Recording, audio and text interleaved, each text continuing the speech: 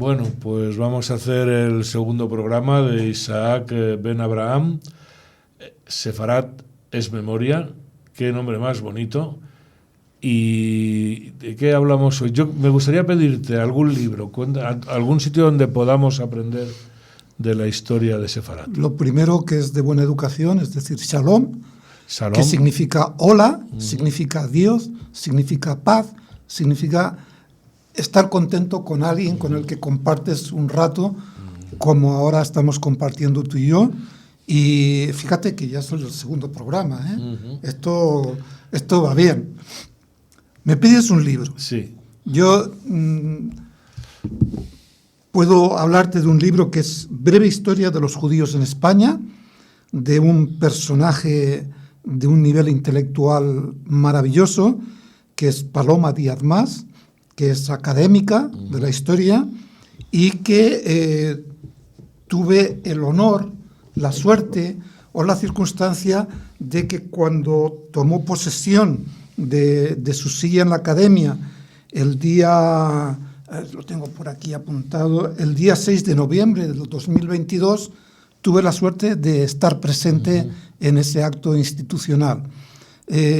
Paloma es una persona con un nivel de síntesis extraordinario, es una gran escritora, por lo tanto una gran transmisora del conocimiento que ella tiene, y tiene, si me permite, y con todo el respeto a Paloma, tiene un vicio que compartimos, y es que nos gusta la historia de Sefarat. Ajá.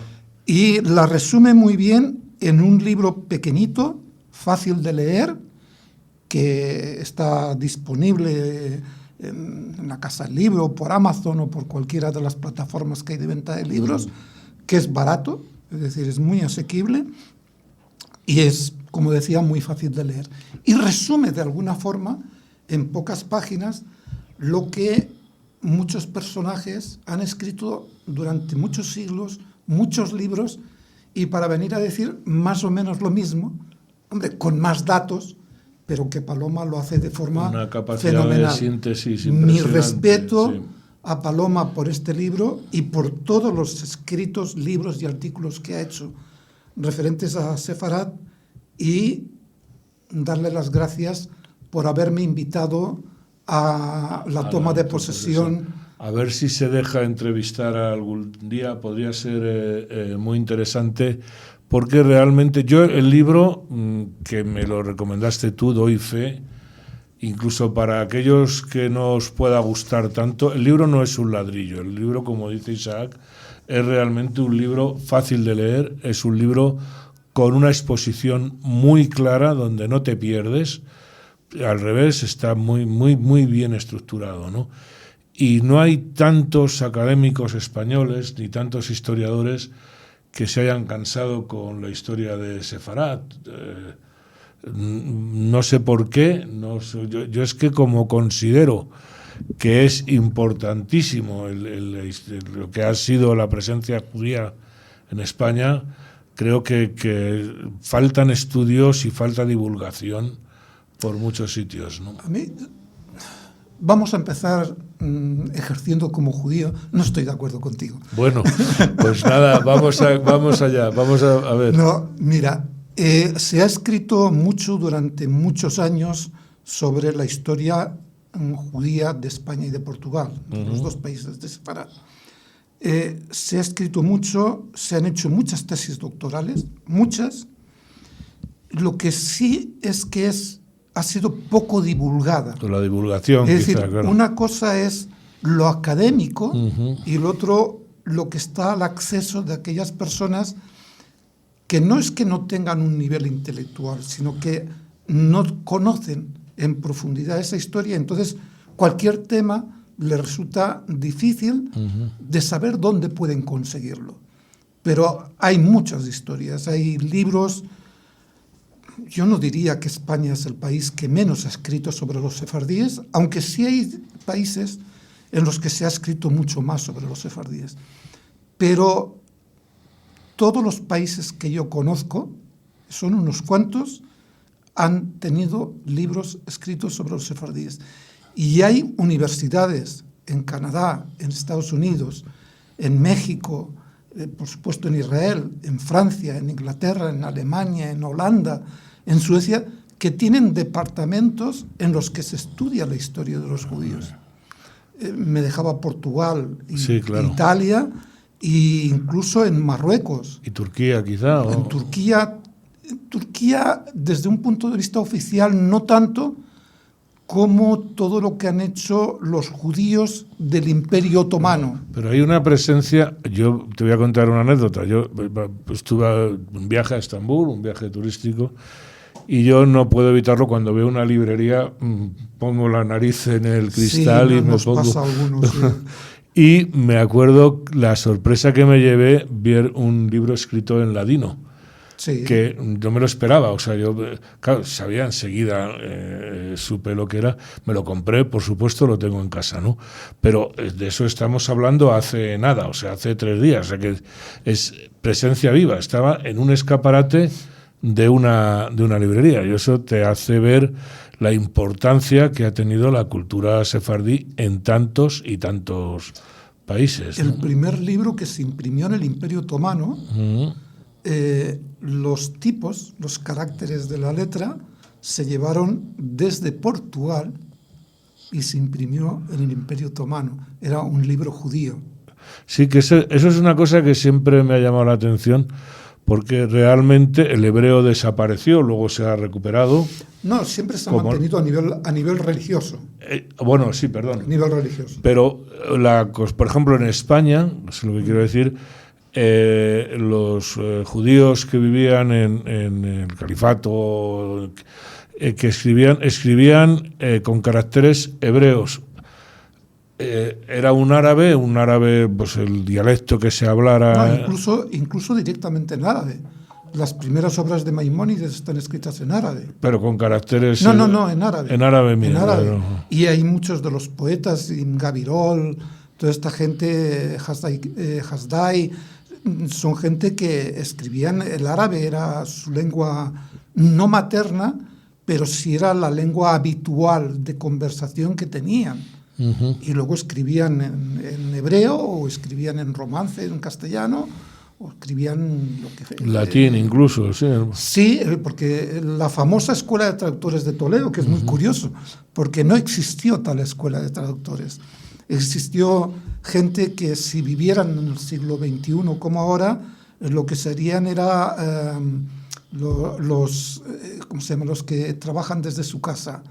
Los que teletrabajan. Hacían teletrabajo, es decir, pero vamos a la época de Alfonso X el Sabio, que no había teletrabajo, pero había trabajo en casa. Claro. Entonces, eran una serie de personas, tanto cristianos como musulmanes, como judíos, uh-huh, que escribían por encargo o para el rey.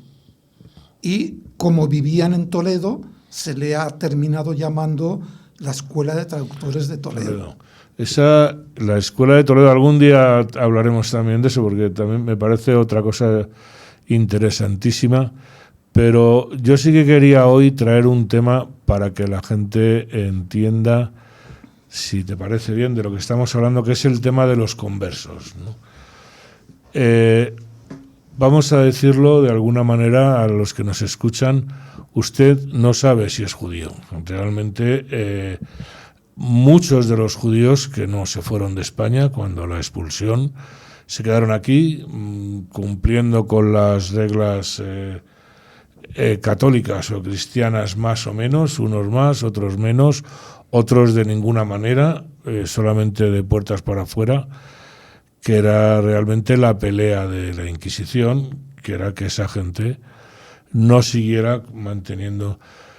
¿Qué influencia ha tenido en la cultura de Iberia, de Sefarat? ¿Qué influencia ha tenido esos conversos que se quedaron aquí, esa presencia judía soterrada? Vamos a hacer 2 o 3 programas para hablar de todo esto, pero te lo voy a enfocar desde otro punto de vista distinto al que tú me lo estás diciendo, aunque tiene que ver con ello. En castellano hay un término que es tirar de la manta. Sí. Bueno, el tirar de la manta es tirar del lienzo donde se escribían. En las iglesias se colgaba un lienzo con los nombres de los que habían sido condenados en la Inquisición.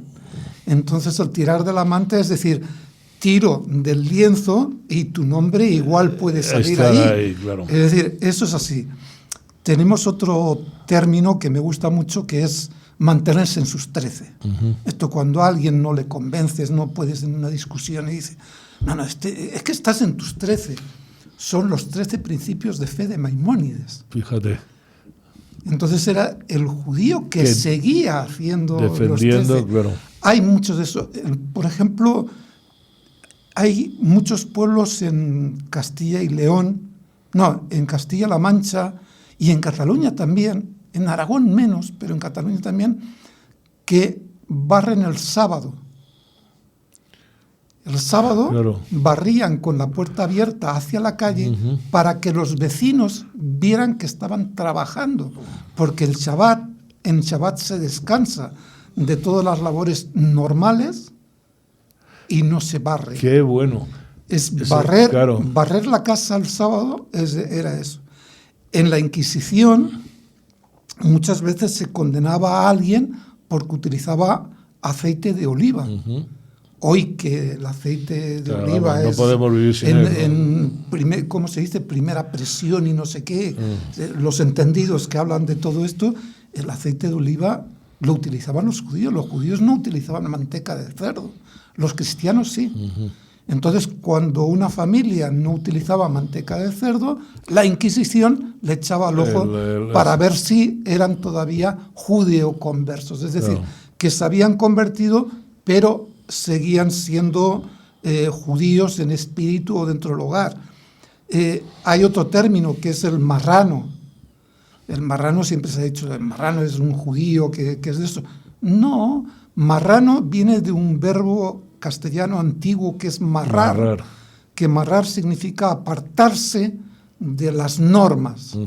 Entonces el marrano era aquel judío que se había tenido que convertir y que no ejercía como cristiano bien, es decir, que iba a la iglesia, pero se arrodillaba a destiempo, no rezaba. En Portugal hay una frase que también es muy bonita, muy bonita a nivel histórico, que son los judeus da pé, los judíos de pie. De pie. Y es que cuando se produjo la expulsión, realmente fue una trampa que se tendió a los judíos. Se dijeron que fueran al puerto y allí estarían las naves esperándolo para los que se querían marchar. Y cuando llegaron al puerto no había naves. Y entonces lo que se les propuso es: os convertís o os asesinamos. Entonces muchos se convirtieron y eran tantos que en las iglesias no se pudo bautizar uno a uno, sino que el cura, el sacerdote o como le queramos llamar, colectivo, los bautizó de pie. Y entonces son los judeos de pie. Será como decir un cristiano nuevo, que decíamos aquí, ¿no? O sea, de alguna forma es un cristiano nuevo. Sí, eso es curioso. Bueno, Perdona, se me olvidaba una. Tomar las de Villadiego. A ver. Villadiego era una ciudad aquí en la península ibérica en la que tenía un régimen especial jurídico. Y entonces ahí, como muchas veces en la Edad Media o anteriores a la Edad Media, la iglesia era un refugio en el que si entraba un acusado de un delito, entraba en la iglesia, no lo podía, la justicia no podía detenerle. Sí. En Villadiego pasaba algo parecido en la ciudad. Entonces había judíos que se refugiaban en Villadiego, y entonces cuando alguien dice, no, es que tú te vas por las de Villadiego, es decir, yo me voy y te dejo porque ya no puedo seguir contigo. No puedo estar aquí. Pues muy bien. Pues siempre a mí es un tema que yo, bueno, quizá académicamente sí, yo lo desconozco, pero que realmente la gente, claro, se cree que todos los judíos salieron de España cuando la expulsión de los reyes católicos, cosa que no es cierta. No. De hecho, incluso creo, tú me corregirás si me equivoco, que la mayor parte se quedó. Ahí hay una discusión académica muy notable. Yo me dedico desde hace 30 y tantos años a la divulgación, no eso académico de contar los números, contar las cifras y ver si era un porcentaje de una cuarta parte, una tercera parte. Se está aceptando porque no todos los que salieron, hubo registros de los que salieron y en qué número salieron. Entonces se está aceptando que de los judíos que vivían en España, hablando de los Reyes Católicos, una tercera parte fueron asesinados, una tercera parte se quedaron y una tercera parte se fueron al destierro. O sea, cuando la expulsión hubo también, o sea, anteriormente sí había habido pogroms, sí. Como lo pasó en Sevilla o como pasó creo que en Barcelona, en diversos sitios. Pero que la palabra pogrom no es correcta en ese sentido, porque pogrom es un término que se da en el este de Europa, sí. En el siglo XVIII. Sí, lo que pasa es que ya lo utilizamos. Sí, es que el problema es que a veces utilizamos y podemos confundir. A ver. Lo que había eran simples asaltos a las juderías, asesinando a todos los judíos que se podía. Llamándolo por su nombre. Llamándolo por su nombre.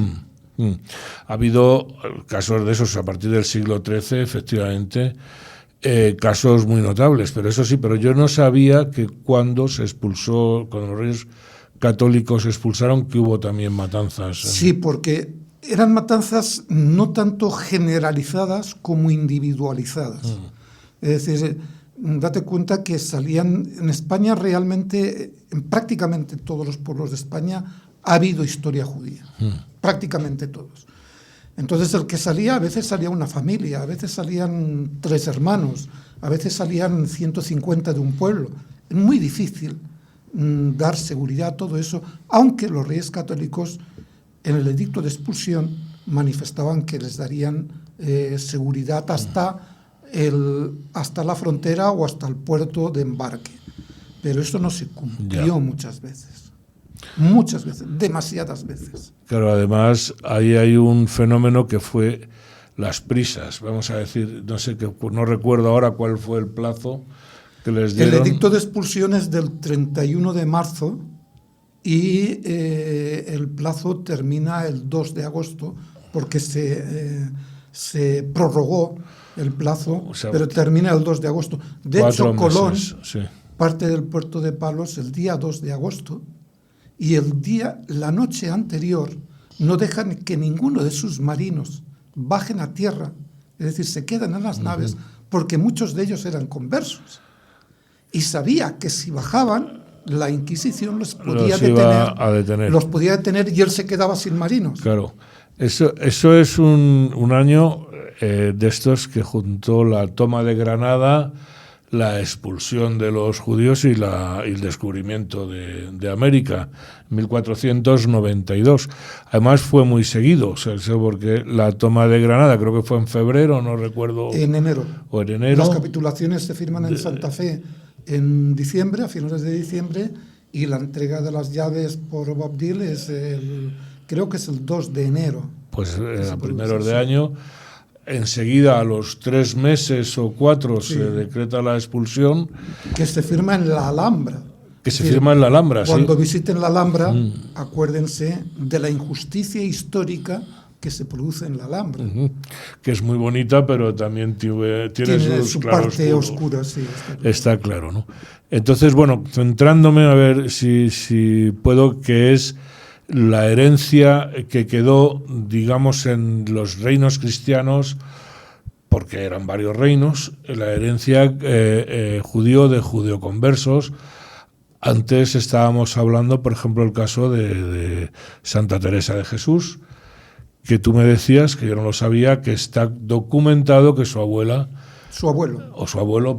era judío, ¿no? Sí, era converso. Es que la Inquisición no iba contra los judíos. No iba contra los conversos. Iba contra los conversos. Claro. Contra los conversos que no practicaban la religión tal como la Iglesia determinaba en ese momento. El abuelo de Teresa de Jesús o de Teresa de Cepeda, Lo de santa para los judíos es un término que nos llama mucho la atención, pero bueno, Santa Teresa de Jesús, vamos a decirlo así, la mística. El abuelo fue juzgado por la Inquisición, su San Benito fue colgado en una iglesia que todavía existe en Toledo, y la casa donde vivía el abuelo en Toledo todavía existe. Se ha reformado, porque si reformamos la vivienda cada pocos años, imagínate, ¿no? Una casa que tiene más de 500 años, ¿no? Ha sufrido transformaciones. Yo he tenido el honor de poder visitar esa casa y la verdad es que a mí me hace temblar el alma, como a Santa Teresa. El alma se me mueve cuando entro allí por la historia que se conoce y por la historia que vives en esos muros en las que vivió alguien que se hizo converso, que fue juzgado, y que al final dio a personajes como... Pero Teresa. Fíjate que Teresa de Jesús es un personaje fundamental, ya no solamente religiosamente, sino incluso en la historia, y es un prototipo, por decirlo, no sé si esa palabra es correcta, de católica. O sea, es un ejemplo para los católicos. Pero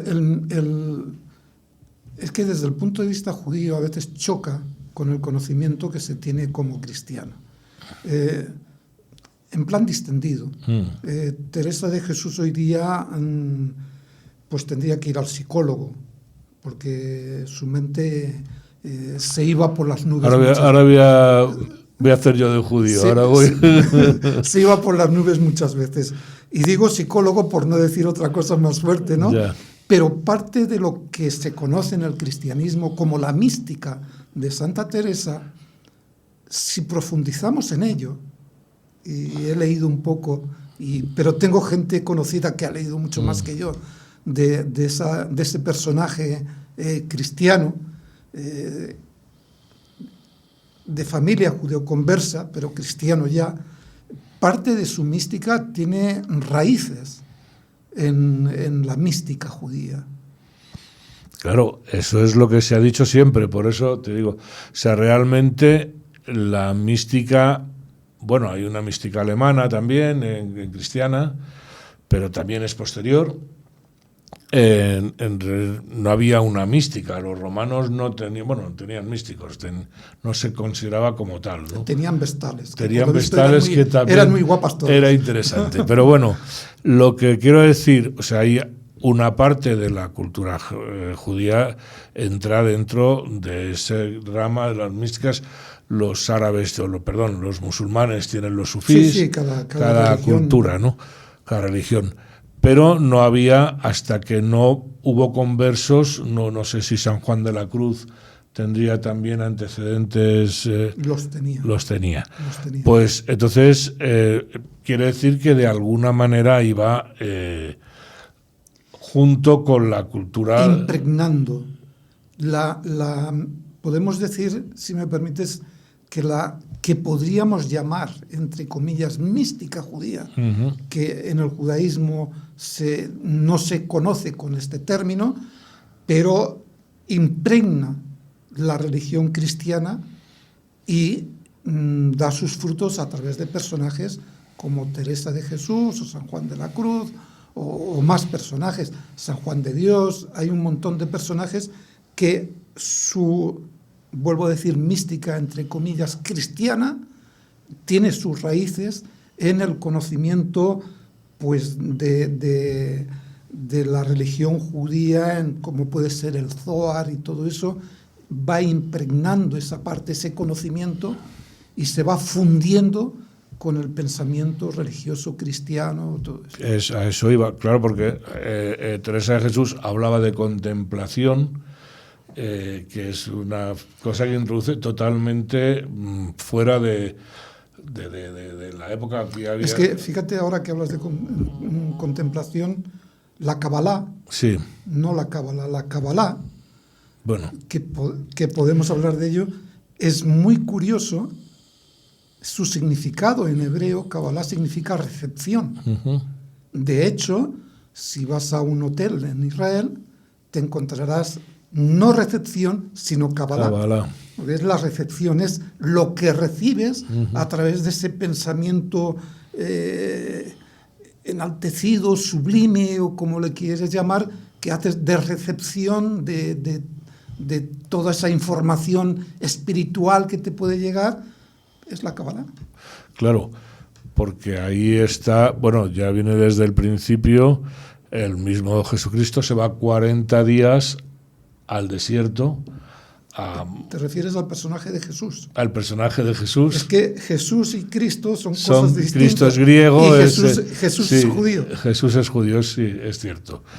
Más judío de lo que mucha gente considera. Sí, en el caso de que existiera ese personaje.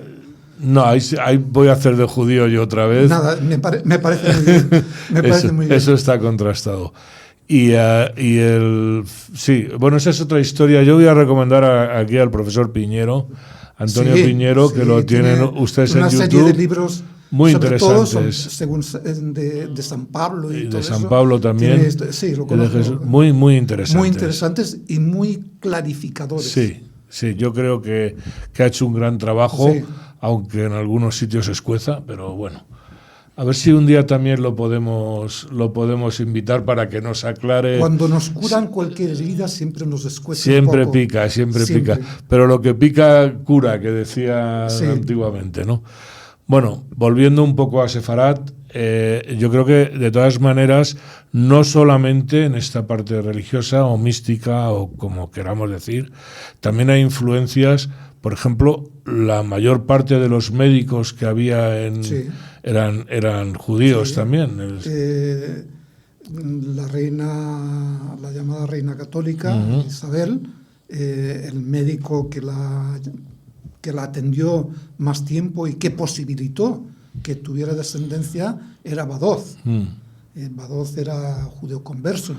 Badoz se cree que venía del norte de Cataluña, posiblemente viniera desde Francia, sus antecedentes fueron de Francia, que cuando hablamos de Francia tenemos que entender que ese pedazo de Francia geográfico que linda con los Pirineos pertenecía al Reino de Mallorca. En su momento, sí, el Rosellón. El Rosellón, todo eso, y ciudades como Perpiñán, a finales del 1492, se habían sublevado contra los reyes católicos y Isabel y Fernando fueron a Perpiñán a que les dieran las llaves de la ciudad otra vez. Esto se recoge a mí me gusta mucho esta serie que hubo sobre Isabel la Católica y este médico judío que sale allí, que muchas veces acababan ejerciendo la diplomacia, porque además sabían varios idiomas. Porque llegaban a tener la confianza del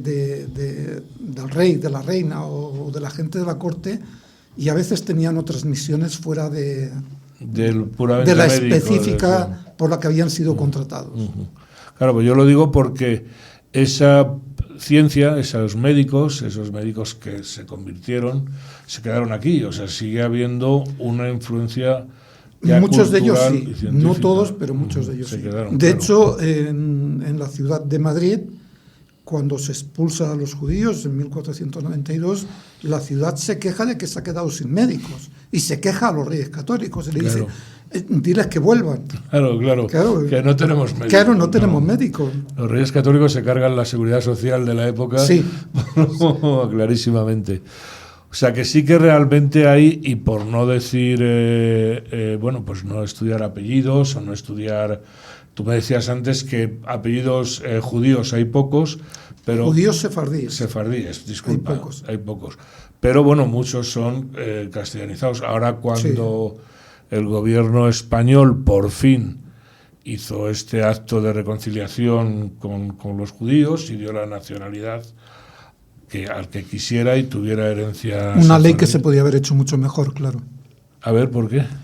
Pues porque ¿cómo puedes exigir documentación de tu tatarabuelo a alguien que fue expulsado de España en 1492, que vivió en los Balcanes en distintos imperios, países, y que pasó por un montón de guerras, destrucciones, y le pido ahora el carnet de identidad de su tatarabuelo? Es imposible. Claro.